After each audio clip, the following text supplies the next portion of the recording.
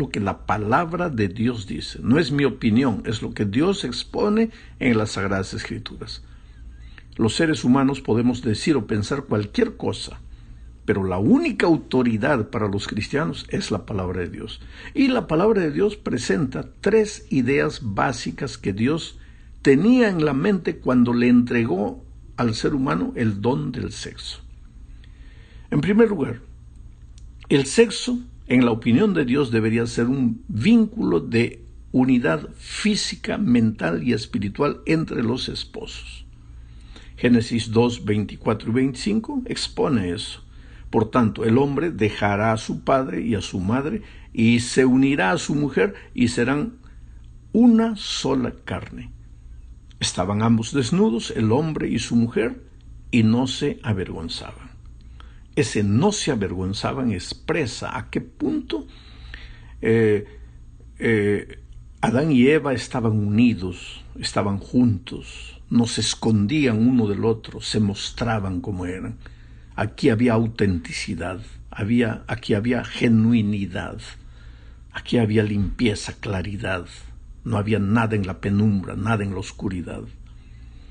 El pensamiento central de este texto que acabo de leer es la unidad de 2 seres distintos en un solo ser. Se unirá a su mujer y será una sola carne, dice el texto.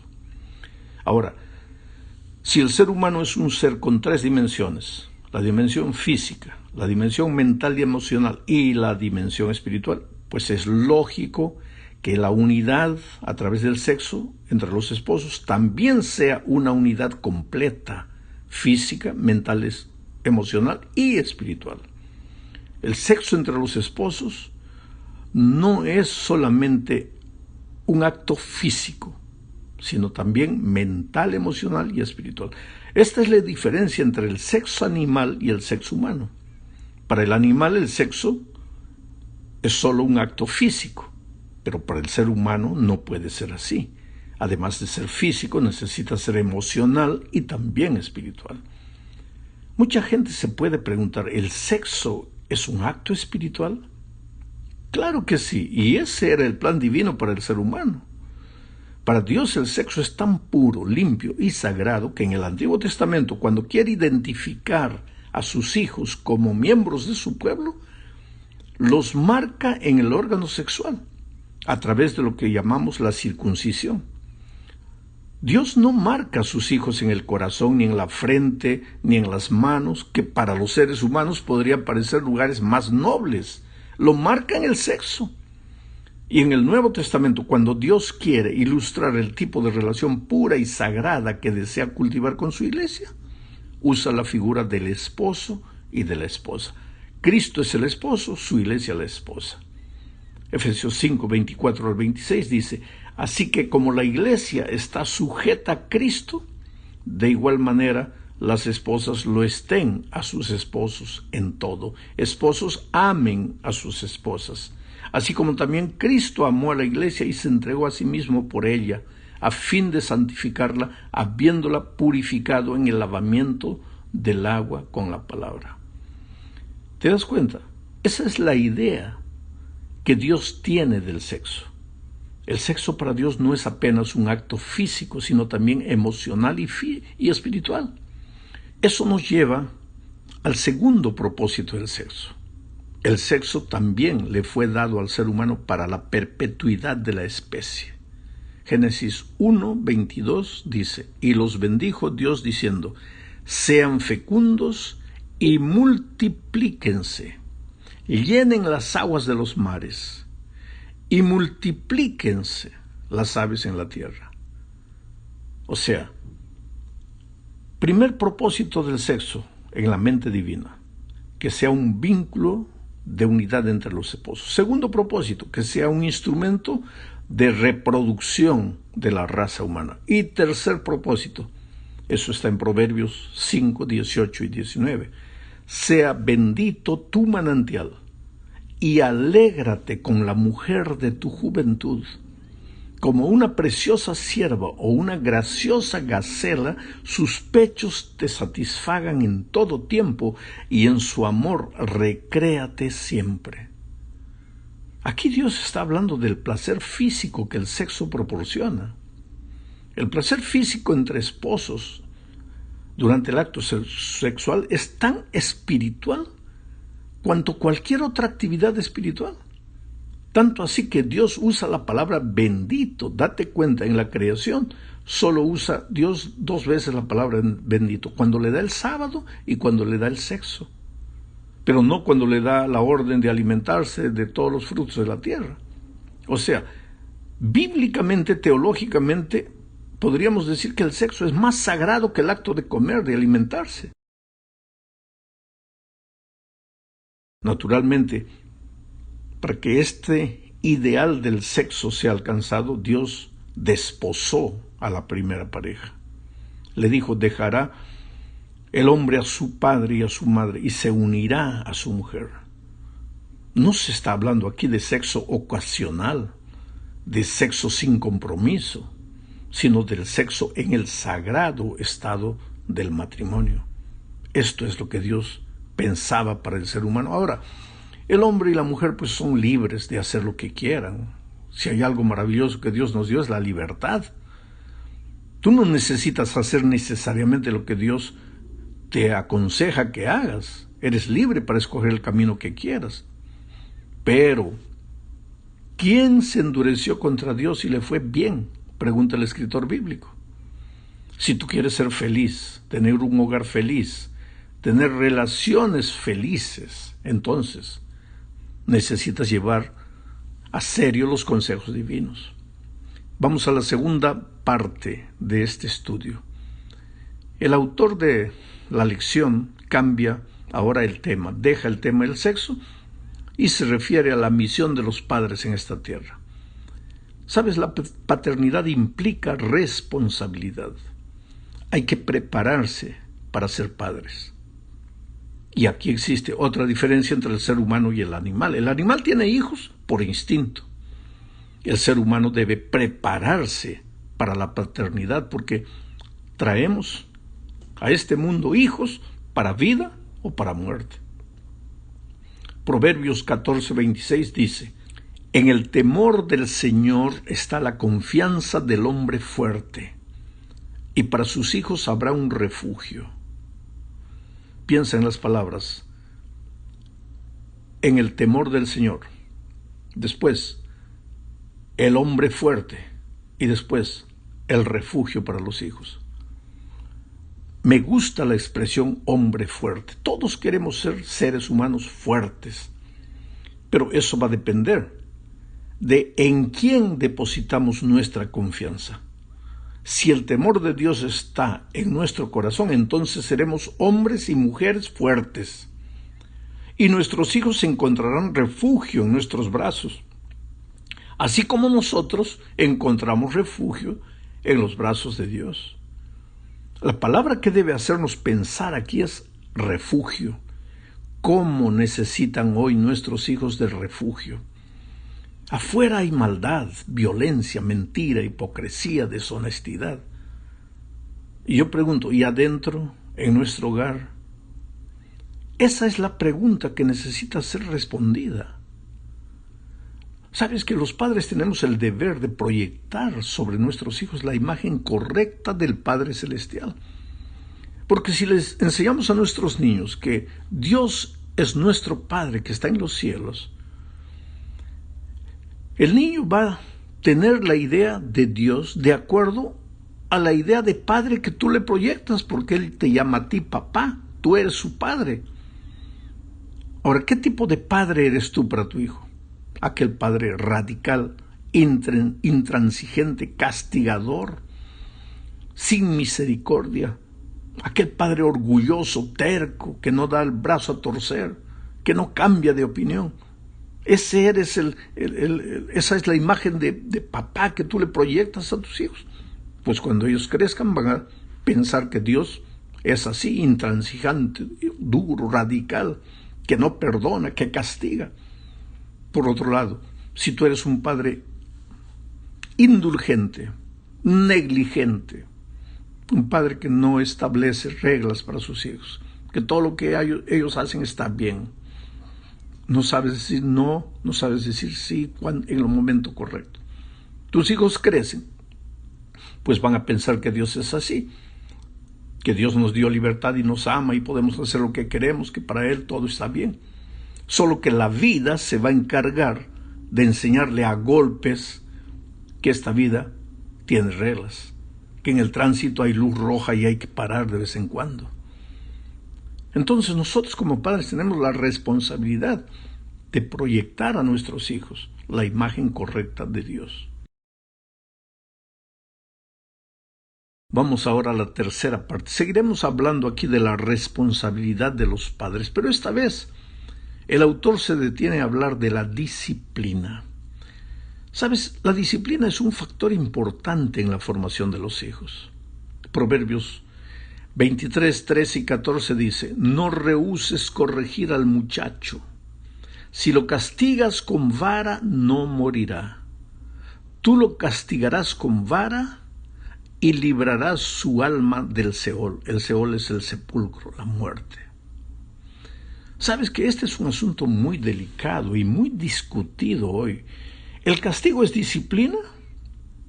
Voy a hacer la pregunta de otra manera. ¿La disciplina implica castigo? Este es un asunto, vuelvo a repetir, muy delicado. Evidentemente, el lenguaje bíblico de aquellos tiempos es uno. Lo que Salomón está diciendo es: corrige a tu hijo. Tienes que saber cuándo decirle sí, cuándo decirle no. Ahora, la sierva del Señor tiene un consejo que me ayuda. Dice que el niño debe aprender a obedecer antes que a raciocinar. ¿A qué edad ya comienza?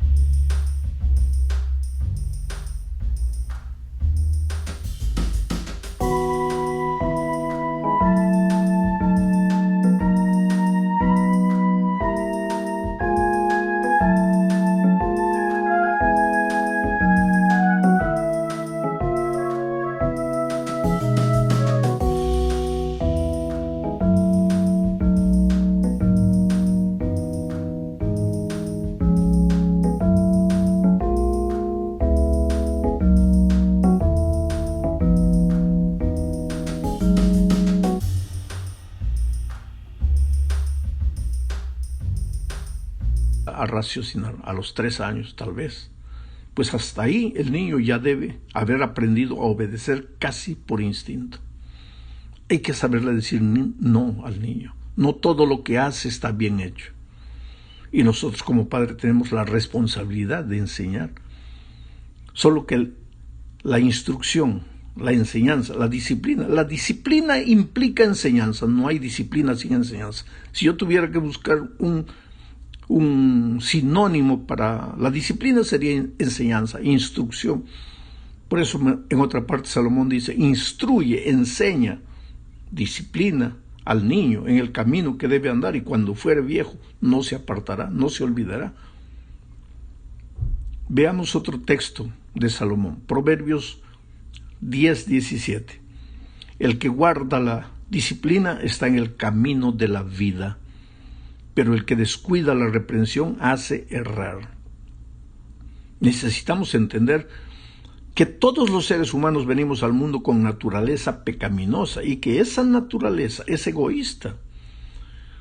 Yo siempre digo que de niños somos egoístas auténticos y de grandes aprendemos a disfrazar nuestro egoísmo. Ahora, la solución para el problema del egoísmo es la transformación de la naturaleza.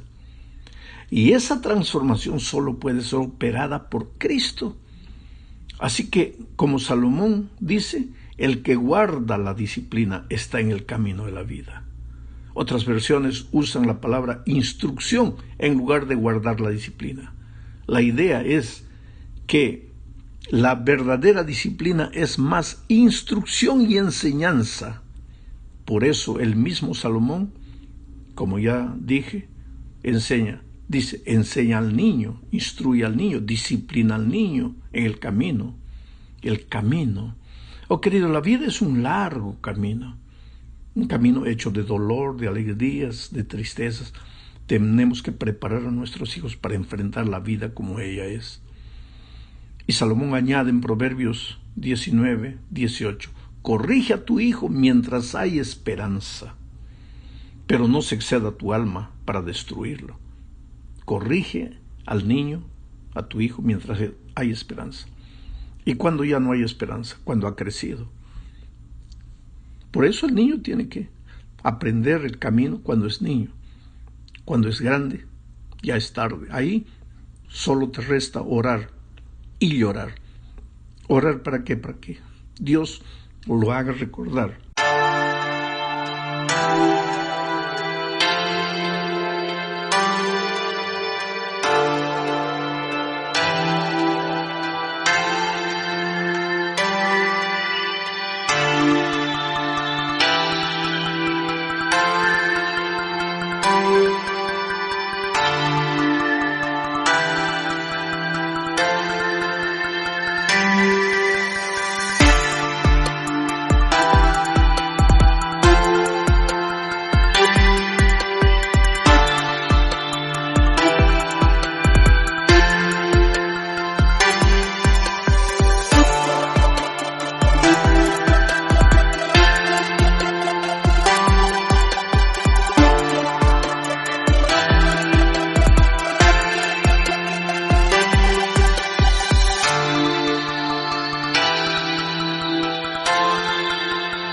Las instrucciones que recibió cuando era niño. En la cuarta parte de este estudio se habla de la importancia del buen humor en la familia. El hogar es un refugio donde tantos padres, esposos, hijos nos escondemos de las tribulaciones propias del mundo en el que vivimos. Es triste, ¿sabes?, cuando alguien llega a casa y todo lo que encuentra es mal humor y discusiones. Por eso Proverbios 21:9 dice, mejor es vivir en un rincón de la azotea que compartir una casa con una mujer rencillosa. Es interesante que Salomón usa un poco de ironía en este consejo. Imagina a alguien prefiriendo dormir en un rincón de la azotea que en su dormitorio. Ahora, el problema aquí no es la esposa. Puede ser también el esposo, o el padre, o el hijo. Y muchas veces el suegro o la suegra que viven con la familia. Creo que todos tienen que colaborar para que el hogar sea un verdadero nido de amor. El problema es el carácter. Tenemos un carácter deformado. No tenemos más el carácter que teníamos cuando salimos de las manos del Creador. Y nuevamente aquí la única solución es Cristo. Por eso Jesús un día dijo, venid a mí todos los que estáis trabajados y cansados. ¿Trabajados y cansados de qué? Pues de luchar, de pelear, de llorar, de gritar. Así no se resuelve nada. Ven a mí, dice, aprende de mí, que soy manso y humilde de corazón. Y cuando hayas aprendido a ser manso y humilde como yo soy, entonces encontrarás descanso para tu alma. Pero ese descanso solo viene cuando has aprendido a ser manso y humilde. ¿Y cómo necesitamos en la casa, entre esposos, entre padres e hijos? ¿Cómo necesitamos aprender a ser mansos, a tener el carácter de Jesucristo? Llegamos ahora al fin de este estudio hablando de una vida verdaderamente rica. El capítulo de Proverbios que deberíamos estudiar es el capítulo 31. Los versículos 10 al 30. El texto menciona una serie de cosas que deberían aparecer en la vida de una mujer virtuosa. Él empieza diciendo, mujer virtuosa, ¿quién la encontrará? Vuelvo a repetir, aquí también podría ser el hombre virtuoso, no es solo la mujer. No voy a entrar en detalles, los detalles que menciona Salomón en esos versículos, son muchos versículos. Pero voy a leer y comentar 2 versículos que para mí son claves. Los versículos 10 y el 30. El 10 dice, mujer virtuosa, ¿quién la hallará? Porque su valor sobrepasa a las perlas.